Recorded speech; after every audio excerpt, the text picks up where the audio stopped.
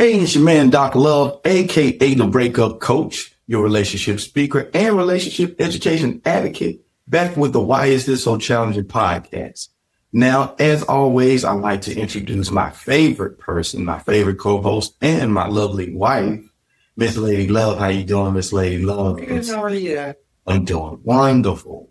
So we are always excited to have you back. Of course, we're excited to have all of the love that we're seeing, all of the people that's commenting, all the people that's looking at our shorts. We are really getting a great response from that. So we want to thank you so much because we really appreciate all the love that you're showing us.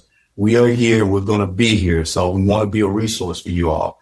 We also, as we talked about before, we're forming a community. So we want people that are interested in having a community that's similar to this, where we talk about these things and help people to figure out their relationship issues so they can have the relationship they desire. If they want that or you want that, please come back to this place. We're going to have that community up soon. So we want you to come back and be a part of that. So right now we're going to get into our topic. So I'm going to let Miss Lady Love introduce it and we're going to get right to this thing.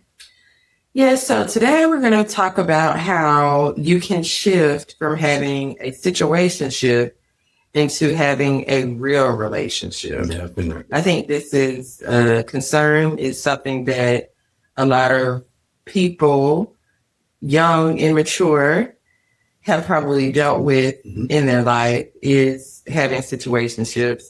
And I think that's one of the questions that they have is, how can I shift from having these situationships that aren't really leading to the type of relationship or partnership that I really want, and how can I shift from that to having an actual, real, deep, connected relationship? Definitely. So one of the things I would say first and foremost is you have to figure out, do I see this being a situationship right now? And what makes me believe that this is a situationship? So first, once I identify this is a situation, this is not really going anywhere, the next question you have to ask yourself is, what do I do as far as getting out of this? If you are hesitant, or if you're looking at this like, maybe I'll wait and see, give it a few more months, then oftentimes you're putting yourself in a situation where everything just gets worse and worse. So you have to ask yourself, okay, what do I do to move away from this? What do I do to get out of this? So that's the first thing you have to do. And it all starts with how you think, because in order for you to be in a situationship, it started with your thinking that this is something that it's possible for you or could happen to you. And also when you're in it, your first thought should be, what am I thinking? What in my thinking is getting me to this situation? Yeah. So the other thing that you have to think about when it comes to situationships is, after you figured out, okay, this is not working for me, how do I prevent this from happening in the future? Right. And that's when it comes to going through a process or figuring out a process that works for you. Now, I've given this some thought, and this may not be laid down perfectly, but this is mainly for my ladies. I just want you to kind of take this in for a second. It's easy to just go with the flow and just see how things go. But when you have a process that you have in place, where there are certain factors and certain things that I need to see from this individual that makes me interested and intrigued in moving forward, then you're setting yourself up to be able to eliminate those individuals that want to play with you and play with your time, and now concentrate on the individuals that are really serious about really wanting to be with you and not give you a situationship, but give you a real relationship. One of the things that I think is the key to that is being able to understand, all right, let me set up a process where I have maybe 5 to 7 factors that I look for in the person that I want to be with. And I call them enduring factors. Now, we know that physical is definitely one of the first things that we look at. But beyond that, what enduring factors does this person have to have in order for me to say, I want to be with them and I want to carry on the relationship? And one of the keys to that is figuring out what type of character are you looking for from the man? What kind of principles, what kind of morals, those types of things. Those are the things that's going to endure. Once all is said and done, who they are as the person that they are at their core is going to always endure. So it's about setting up a process that allows you to find out who is this person at their core. And then from there, you can say, okay, let's move on in the process of dating. Absolutely. That's awesome. I was just thinking that I've met people who have had situationships for over 10 years. Mm-hmm. So that's something that has been habitual in these people's lives. Right. Usually it's not where the situationship is happening 10 years straight. Right. There's the situationship, and then they fall off, and they get back together, and then they do it for another couple of years, and they break up again. So considering that this is habitual behavior, this is something that has been a part of this person's life for an extended period of time. How do you break that cycle? Basically, one of the things I was talking about earlier is understanding what is the thinking or what is the mind state that got me to this point. Because what you have to understand is sometimes we believe that if we stay with somebody long enough, they'll change. Or if we show enough of ourselves that they'll see that other side. And there's a chance that may happen. But most of the relationships that I've seen and I've known over my many years is when that person is who they are, that's who they are. And whoever they've shown to you is who they're going to show to you. Typically, they're not going to change. And if so, it's going to be something dramatic or something huge that's going to make them look at you different. And even that is not guaranteed. So it's understanding that I could keep going down this road, but where am I really going? Because oftentimes it does not lead to what you would want it to lead to. It leads to basically pain and hurt because all of these years are now gone and all of this time is spent with this individual, but nothing resulted in it. And so that's why I talk about a process, because as I've said before, and I'm going to say it many times again, too often we make it about the person and not the process. When we make it about the person can let us down. The person can always end up not being what we want them to be or what we think they're going to be. But the process allows you to not look at that person and think about it from a personal standpoint, but look at it from a process standpoint of, is this person willing to go through or go into all of these things with me? Because that's really what it's about. Marriage or partnership or relationship is about somebody seeing something special in you that says, I'm willing to go through things with you. I'm willing to enter into things with you. I'm willing to be that person that if you're doing it, I want to do it. If you're in it, I want to be in it. So it's really about those things. It's finding out, all right, what is the most important thing that I need to find out as far as this person's character, if this person's principles and beliefs. And sometimes even if you're not a spiritual person, because I know some people believe that I want somebody that's rooted in the church, and that's important. That's a very important principle to have. But even if you're not, is that person spiritual? Do they believe in God? And do they carry those principles as very important to them? Because those are enduring principles that can give you the type of relationship that you desire. Wow. So those are some really good things. I wanted to know process. What does process look like? Yes. I want to give what I believe is important for women and also for men. Process for me looks like this. We know that in the process of dating, there are going to be the situations where you got to look at all of the factors. One of the things we talked about most importantly is the factor of just making sure that you're with somebody that's intentional, that the intent of that person is to be with you, to be in that relationship, to be committed to it. So intention, and also you being able to discern that this person's intention is involved. Three of the top internal factors for most women is having a man that's committed, having a man that is faithful, and having a man that is trustworthy. So understanding that in this process, does this person show me that they are committed to the process? Do they show me that they're committed to me? Do they show me that they are trustworthy in this process, that I can believe in them and trust in them? And are they trustworthy to themselves? A lot of times they may show signs of being trustworthy when it comes to the person they're dating. But if you see that they are not trustworthy in their other relationships, eventually that can spill over into your relationship as well. So seeing that not just from the standpoint of how they're trustworthy with you, but trustworthy with others. To quote a story I was just telling my wife, I met this sister that started dating this guy that was doing really well financially.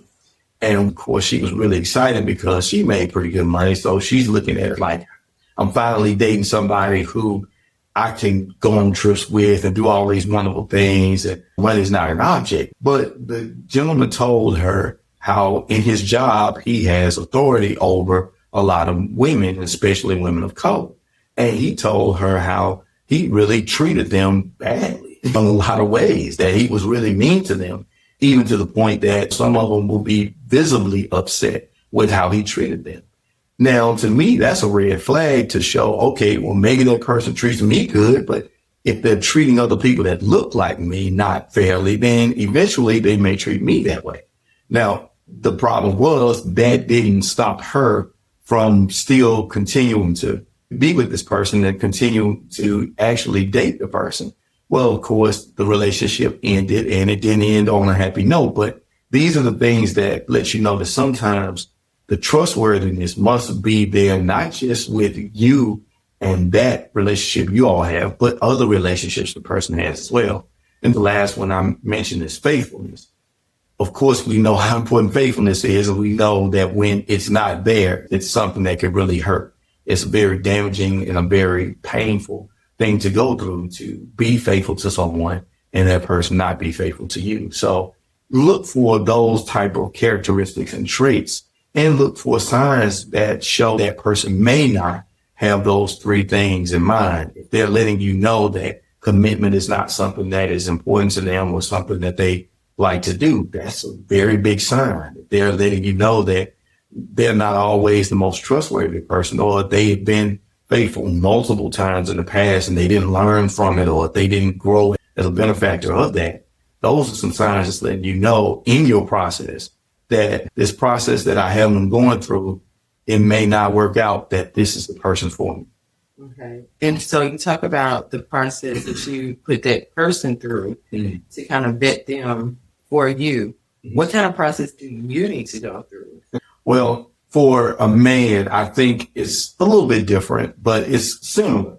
Of course, you want to have someone that you're dating that has good character. And one of the things I say as a man, the most important thing you should know is to know what a good woman looks like, to know what principles and morals that person has. So to me, it's a few things that I'm going to point out, and there's many things that you can point to, but just a couple of things I think guys should look for. Number one, is she a positive person? Is she someone that exudes positivity? She's trying to bring positivity to you and to the relationship. She's not a negative thinker, always looking for the negative. Number two, look for somebody that's peaceful. I know that oftentimes that's been thrown around a lot, but really you're looking for somebody that is very peaceful in their nature. Somebody that understands that we can argue or we can rant and all of that, but we can get a lot more done if we stay calm and just discuss, or we have our debates about something, but we have it in a way where we can both walk away from this peacefully. I use this phrase, look for somebody that's a peacemaker, not a peace breaker, because you have sometimes relationships or situationships, since we're talking about that, where the person just looks for times to break the peace. They look for situations. They look for something where I can get under that person's skin and everything can be peaceful. Everything can be good. But then, of course, that happens. Another thing, this is a big one, is accountability. A lot of times you're looking for someone that understands that being accountable for the things that they do or the things that they say or the things that happen on their watch that they need to be accountable for, because it's not about being accountable for things that they don't do. Nobody should be accountable or held responsible for things that they don't do. But understanding that accountability is something that is very enduring because it lets you know that when times come, I know that this person is going to show up in a way that's going to say, hey, I got to be accountable for my part so that I can get better, so I can learn from what I went through, so that I can show up better the next time. So that's very important. And then somebody that is selfless, somebody that is showing you that they're not just about themselves. They are about the relationship. They're about you. They're about you all coming together and sharing within this relationship with each other, doing things with each other and for each other. Those are just four, but it's so many more that I can share. But I mean, those are the types of things that you look for. And when you find someone that embodies those things, you know that you're finding somebody that is going to go far in your process. They're willing to go through that process with you. And something I want to add is when you have made a decision that you no longer want situationship, and instead you want a connection, a true connection, a relationship, when a person is going to give themselves just as much as you're going to give to them, that a lot of times when people are in situationships, they feel like this is the best that they can get. Right. This is the best that they can receive because that person may not give me everything, but at least I'm not by myself, or at least we do have good times, even though we probably have just as many bad times. Right. So I feel as if a person who has made a decision that they want to get out of a situationship into a true relationship, they're going to do some soul searching. Yes. They're going to do some inner work. Right. Because they realize that I've been running this program for so long, there has to be something to disrupt this pattern. Right. I liken this into going on a fitness or a health journey. Yes. When you go on a fitness or a health journey, you realize I am not where I want to be physically. Exactly. I do not have the strength that I want to have. I am overweight, or I am underweight, or I don't have the muscle mass that I want, or I'm thinking about my health. Maybe my numbers are not looking so well. So I've made a decision that I'm not happy where I am.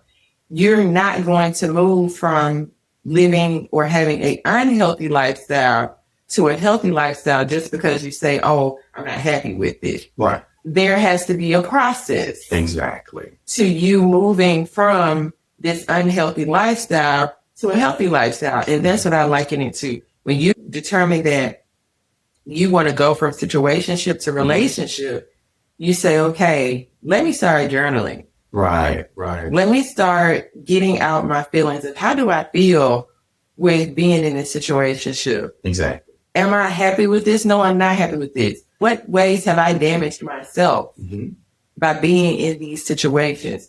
What does my self-esteem feel like right now? Exactly. Because I have allowed this pattern for so long. And then if you are a person in prayer or someone who meditates or someone who has their own way of centering themselves or hearing from God, then you can go through that journey. Because obviously there is a pattern that maybe you weren't really in connection to God, or you weren't really in connection with being your higher self, right, your best self. And so you say, okay, I'm going to do this. Now it's time to clean up my external. What about the family and friends that keep on reinforcing this negativity of there aren't any good people out here, so you might as well stay in whatever you're in, or don't even believe that there anybody out there at all. So I feel as if when you make a decision to go from a situationship to a relationship, there is a lot of inner work and outer work that you have to do, because it's not easy looking within yourself and really being honest with yourself to say, I want to change this. And then the external is you may have to distance yourself from certain people or in certain relationships that aren't beneficial to your overall well-being. And that's the same way with working out or going on a health and a fitness journey. You're going to have to do some level of activity Everybody's activity doesn't have to be the same. Exactly. Everybody doesn't want to lift weights. We personally like lifting weights. Right. I don't want to run miles and miles and miles because this is not my deal. But you have to determine what shift in my life do I have to take, first the mental shift, then the actual shift. What process or what thing do I need to do? What exercises do I need to do? What nutritional program do I need to go through? And then what people do I need to distance myself from or either end those relationships with? If I'm only a good time, good enough to hang out, to have brunch. Yes. And brunch, we all know, is full of a lot of carbs and a lot of sweets and a lot of all the things, right? But if I really want to change my lifestyle, if I really want to shift, and we're still talking about situationship and relationship, then that means that I'm going to have to change my life. And we as humans typically don't just change overnight. No. We have to go through what you said, a process. Yeah, exactly. Also, to add to that, another thing that we have to think about too is some of this stuff comes from childhood situations, situationships that we experience as children. So analyzing that, knowing that this is actually a part and still is a part of you could be one of the issues that may need to be addressed.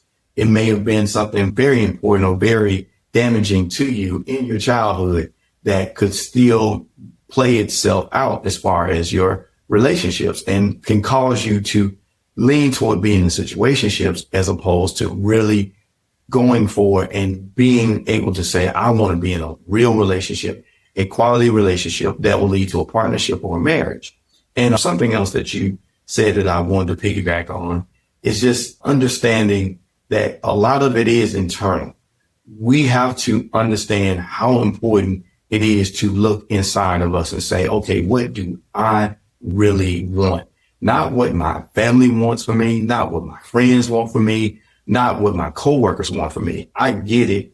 We're in a modern society and we would love to show up with somebody that impresses everybody in our family or makes them look at us as, hey, she that girl or he the man and all of that. But at the end of the day, that's not going to make you happy when you two are alone and it's just you two having the relationship. You have to understand that this is about you and the person that you're with doing something that's going to last. And you have to also understand that if you're going to put yourself in a situation with someone that is not a healthy relationship, that's affecting you. That's going to affect you in a negative way. It's not going to be something that you can just easily get over, or it's going to be that thing that you're going to have to continue to fight to get to the relationship that you want to get to. So don't put yourself in situationships or situations that's going to be negative for you. And if you're in one, get out of it. I understand it may look like nothing better is to come, but trust me, having been in that and having gone through that, there is always somebody that's better than who you're with if you're with someone that is not the best person for you right now.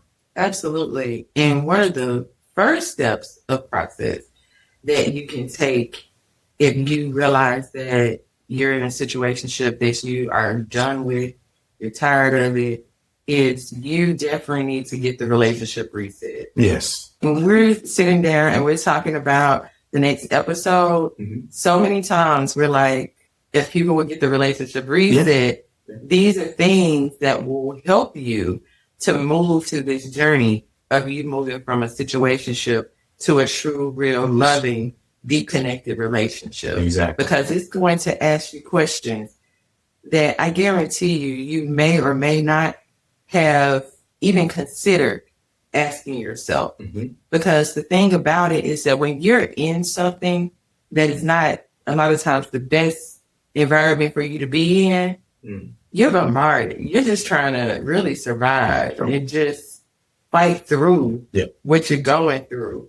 And this is going to help reset you.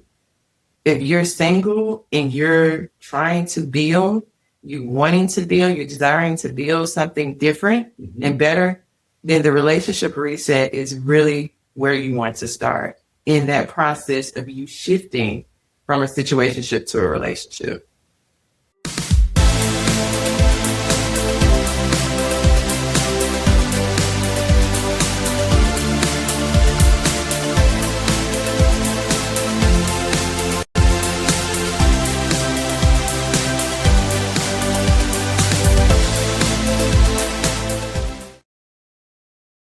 It looks like we've come to that point where we're going to say bye and part with you, but we know hopefully you got a lot from what we talked about. We know that a lot of times out here, situationships are real. It happens.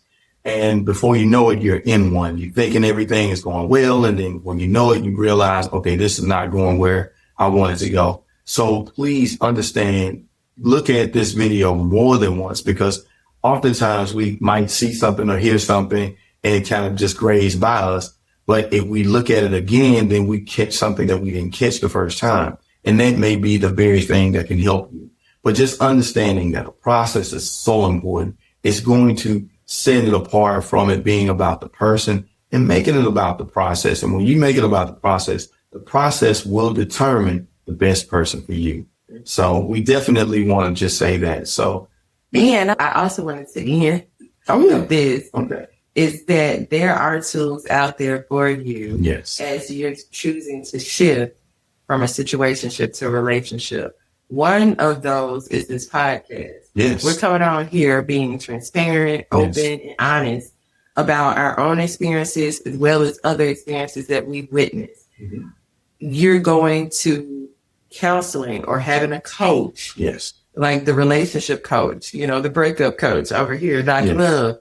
These are resources. These are tools that you can use if you believe in therapy and you're ready to go through a healing process within, because you have been in a situationship for so long and it's wreaked havoc on you emotionally. These are all tools. Yes. And literature, books, reading, getting a relationship reset. These are all tools and ways that you can start going through your process as you shift yourself to a better lifestyle and a better relationship. Exactly. And that's what we're about. We're about giving you solutions so you can have the best relationship possible. And it leads to a partnership or marriage if that's what you desire. So that's definitely the goal. So thank you again for joining us for another episode. We really appreciate you supporting us. Continue to watch this podcast, continue to support us and our shorts, and get that ebook. I'm telling you, it's going to be life changing for you. I promise. So for myself, Doc Love, this is Lady Love. We are the Why Is This So Challenging podcast. And as we always say, live and love fearlessly. We are out of here. Peace.